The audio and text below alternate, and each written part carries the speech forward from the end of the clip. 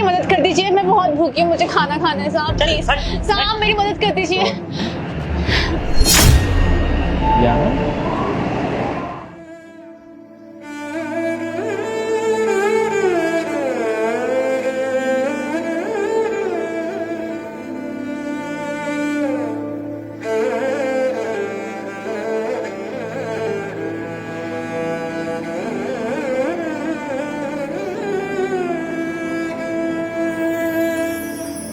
रांझना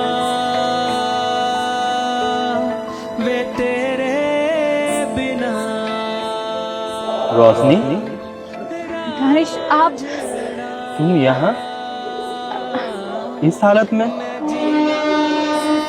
आप दूर जाइए मेरे से दूर जाइए प्लीज, मैं बहुत गंदी हूँ, मुझसे दूर जाइए। क्या हालत बना रखी हो अपना? रांझना मेरे सोने क्या हो गया है तुम्हें? कैसी हालत में है? आप मुझसे दूर जाइए, मैं आपके लायक नहीं हूँ, आप जाओ मुझसे दूर। ऐसे मत बोलो, मैं तो तुम्हें कभी भूला नहीं हूँ, तुम हर वक्त मेरे ख्यालों में ही हो। इवन मैं तुम्हारे लिए हर रोज दुआ करता हूँ कि तुम जहां भी रहो सही सलामत रहो। मेरे पास नहीं रही तो क्या हुआ, तुम किसी और से शादी करने के लिए मुझे मेरे घर को छोड़कर चली गई। इसके बावजूद भी मेरे दिल से कभी तुम्हारे लिए बद्दुआ नहीं निकला। तुम दोनों ना मेरी बात को कान खोल के सुन लो। मैं दानिश को डाइवोर्स दे रही हूँ और मुझे ना तुम दोनों के साथ बिल्कुल भी नहीं रहना। अरे पागल नजर आ रही हूँ क्या मैं? हाँ, दिन भर इस बुढ़िया की सेवा करती रहती हूँ मैं। नौकरानी नहीं हूँ मैं, इस घर में पत्नी और बहू बन के आई थी। तुम दोनों ने तो मेरी हालत एकदम बदतर कर दी है। इससे अच्छी ना नौकरानी रहती है। सीधा ना पॉइंट की बात करती हूँ मैं। मुझे इस गरीब घर में नहीं रहना, ठीक है?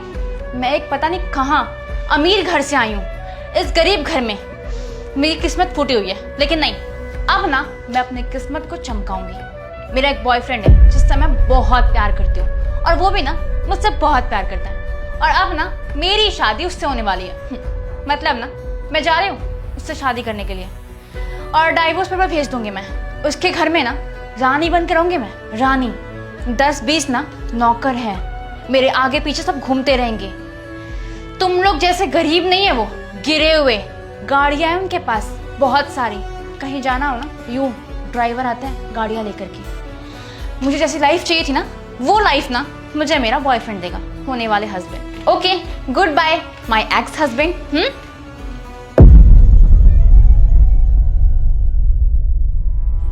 आपकी बात दुआ नहीं लगी, ऊपर वाले की बात दुआ लगी है मुझे, इसलिए आज मैं इस हालात में इस जगह पे हूँ, सबसे भीख मांग रही हूँ और सबसे भीख मांग के मैं खाती हूँ। किसी का झूठन खाती हूँ, कभी रोड पे फेंका हुआ खाती हूँ।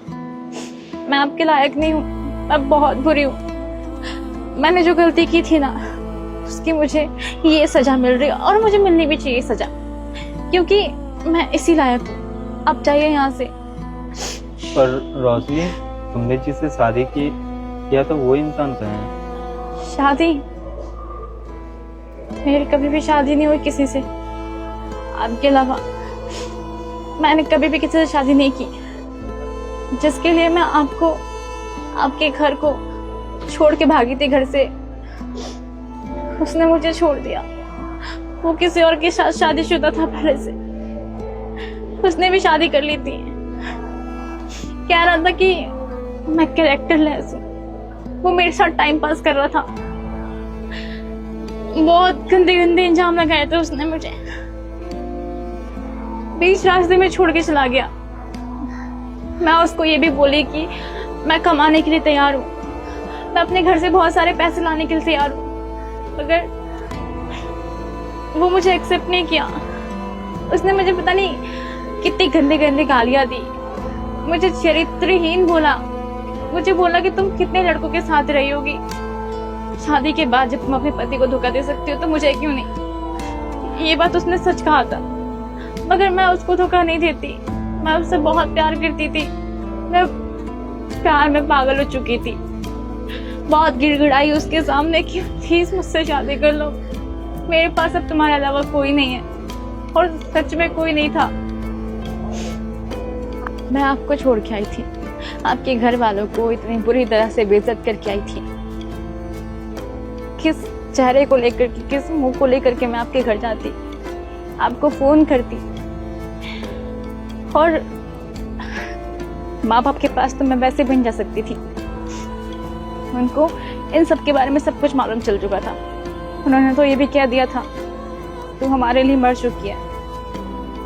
उन्होंने तो मेरे अंतिम संस्कार तक की बात कर ली थी। ये तक कह दिया था कि तुम जब दानिश की नहीं हुई किसी की कैसे हो सकती हो। और सच कहा था, माँ बाप की बद्दुआ लगी मुझे।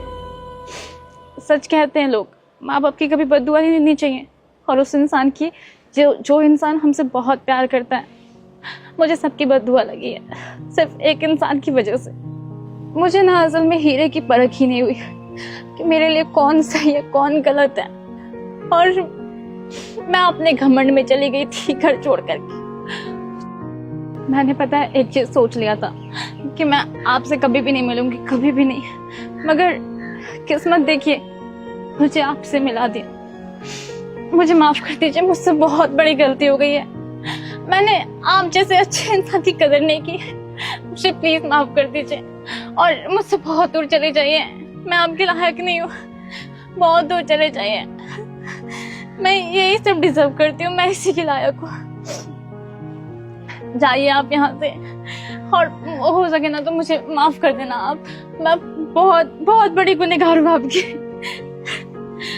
जाइए यहाँ से। देखो रोशनी, मैं मानता हूँ कि मेरे अंदर तुम्हारे लिए नफरत आ चुका था। तुम्हारी जो हरकतें थी ना, वो दुनिया का कोई भी हस्बैंड नहीं सहता। तुमने मुझे जलील किया, मेरी माँ को जलील किया। मैं कैसे इस चीज़ को बर्दाश्त करता, मैं कैसे इस चीज़ को रोकता। मगर हाँ रोशनी, हर गलती की ना एक सजा होती है, और मुझे ऐसा लगता है कि ऊपर वाले ने वो सजा तुम्हें अब दे दी, अब और नहीं। और किस्मत देखो, आज हम लोग मिले इतने सालों बाद। तुम घबराओ मत, मेरे साथ मेरे घर चलो। नहीं, मैं घर नहीं जा सकती। आप जाइए यहाँ से, मैं घर नहीं जाऊंगी। मैं बात कर लूंगा मम्मी से। नहीं नहीं नहीं, आप जाके हाथ जोड़ रही हूँ। मैं क्या मुंह लेके जाऊंगी, क्या कैसे नजरें मिलाऊंगी मैं सबसे। मुझे माफ कर दीजिए, आप जाइए, मैं नहीं जा पाऊंगी। मेरी बात समझिए ना, मुझे यहाँ से जाने दीजिए। नहीं, मुझे नहीं जाना। दानिश प्लीज मत कीजिए। तुम्हें एहसास है ना अपनी गलतियों का? इतना एहसास है कि मैं अब किसी की भी लाइफ में नहीं जाना चाहती हूँ। मैं खुद को खत्म करना चाहती हूँ। मैं आपकी माँ का कैसे सामना कर पाऊंगी? नहीं, मैं नहीं चाहूंगी। वो बहुत अच्छी तुम है। घबराओ मत, इसके लिए मैं हूँ, मैं संभाल लूंगा। दानिश, मेरी बात मेरे समझिए। पे विश्वास है? खुद से भी चाहता है विश्वास? चलो मेरे साथ। अब जिंदगी